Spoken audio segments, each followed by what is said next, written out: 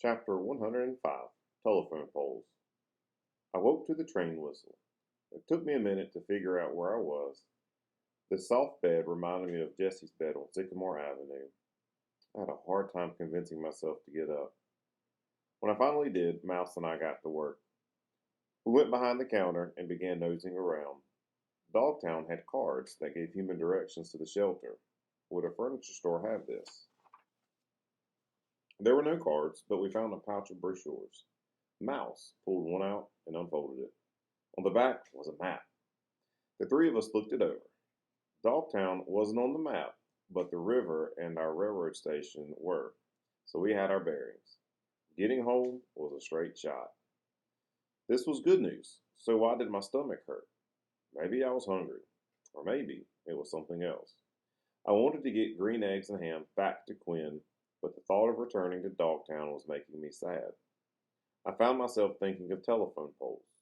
Would there be telephone poles I hadn't yet checked on our way home? Chapter 106 A Heart is a Nuisance. Luckily, Mouse had thought to wedge the spool of packing string between the door and the door jamb. Getting the door open was not nearly as difficult. It was bitter cold when we got out, and the ground was dusted with snow. Metalhead and I took turns carrying green eggs and ham. We were careful when we passed the book between us. We did not want it to get snowy or wet. I saw plenty of posters along the way. None of them had a picture of me, but they kept me going. Every time I got tired, I'd see another one up ahead. We were walking together, me hopping, Mouse running, Metalhead clanking next to me. Then I'd see a telephone pole with a sign stapled to it, and I'd hop ahead. I have a question for you, Metalhead said when he caught up with me. Why are you going back? I have to take the book to Quinn, I said, my paws crunching on an ice patch. I can do that, Metalhead said. I have to get dinner for Mouse, I said. We can find another flesh and blood to provide sustenance for Mouse, Metalhead said. We walked on, watching the gust of wind blow the new snow off the tree limbs. A car rattled behind us. A snowblower started up. Mouse and I have been discussing this, Metalhead said. We wonder why you don't go home. Your humans could have Dogtown called looking for you, you know. They didn't, I whispered, looking back at the tracks we were making in the snow. What if they did, and management said you weren't there? Why would management say that? I asked. Because your humans weren't searching for a three-legged dog, Chance, and that's how management describes you. I stopped and stared at him. Besides, sabbaticals aren't just 6 months in length. Sometimes they're 9 months or a year. I swallowed hard. How had I known the sabbatical is 6 months? Did the Bessers tell me that? They must have. For a mind made of metal, you sure have a vivid imagination, I said. The snow started to fall. Metalhead shook it off. I'll take that as a compliment, Chance, he said. I guess it is, I said, and I'll tell you something else. It isn't just empty space in there. I nosed his chest. You have a heart. A heart is what Jimmy's mom would call a nuisance, Metalhead declared. Tell me about it, I said, but I don't want to trade mine in. Me either.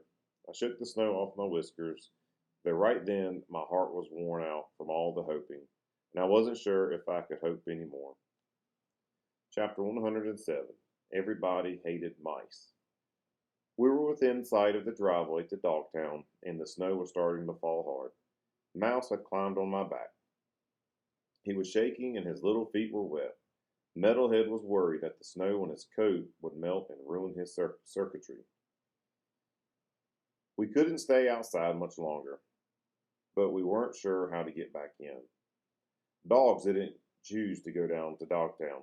Animal control brought them in, or humans who found them on the streets or didn't want them or couldn't handle them anymore. You go in first, I told Metalhead. Then Mouse can sneak in on your heels. Mouse gestured at me wildly. Do you have a better plan? I asked. He shook his head, his whiskers sagging. I'll be right behind you, Mouse. They won't notice you, because they'll be busy looking at Metalhead and me. And if they spot you, I'll run interference, I told him. Mouse was trembling all over. Management hated mice. Everybody hated mice.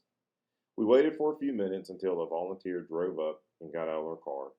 The volunteer pulled her muffler out of her chin as she loped up the path.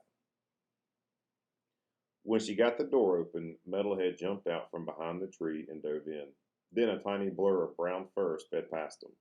The volunteer jumped. Front desk head popped up around the corner, behind the counter. What in the name of, the volunteer said, her eyes on Metalhead, trotting by the desk with green eggs and ham. Chapter 108. Humans Underestimate Dogs. The dog town we walked back into was different than the dog town we'd walked out of. You wouldn't think a dog shelter could change that much in one day, but the turnover can be dramatic. Sometimes an entire church group sweeps in and adopts 20 dogs. Other times, animal control brings in 30 dogs in one day. When you're at Dogtown day in and day out, you don't notice the changes as much as you do when you've been away. It started with green eggs and ham. When front desk saw Metalhead carrying that book, she went wackadoodle. They hadn't been able to find green eggs and ham anywhere.